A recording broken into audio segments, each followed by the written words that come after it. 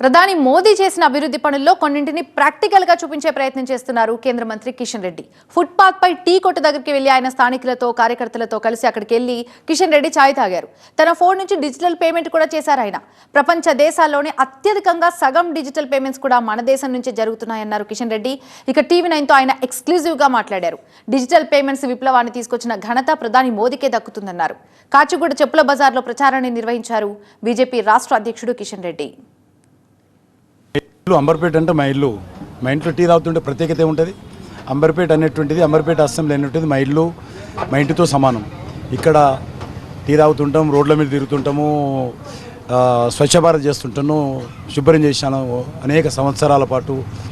కాబట్టి రోడ్డు రుచ్చడం అన్నీ చేసాను నేను. కాబట్టి ఇక్కడ పెద్ద ప్రత్యేకత లేదు. ఇక్కడ ఎక్కడైనా అందరూ కూడా ఒక కుటుంబ సభ్యుల్లో ఉంటాం. అంబర్పేటలో ఎలక్షన్స్ అప్పుడు రాజకీయాలు ఉంటాయి.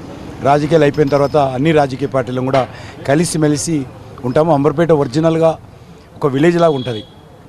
ఖచ్చితంగా సికింద్రాబాద్లో గెలుస్తాను, అందులో డౌట్ లేదు. కానీ దానికి ప్రత్యేకంగా ఏముండదు. ప్రజలందరూ ఒక కుటుంబ సభ్యుడిగా భావిస్తారు నన్ను. ఇప్పుడున్నంత సానుకూల పరిస్థితి గతంలో లేదు. ఈసారి ఒక సికింద్రాబాదే కాదు, తెలంగాణే కాదు, యావత్ దేశంలో సానుకూలమైనటువంటి పరిస్థితి ఉన్నది.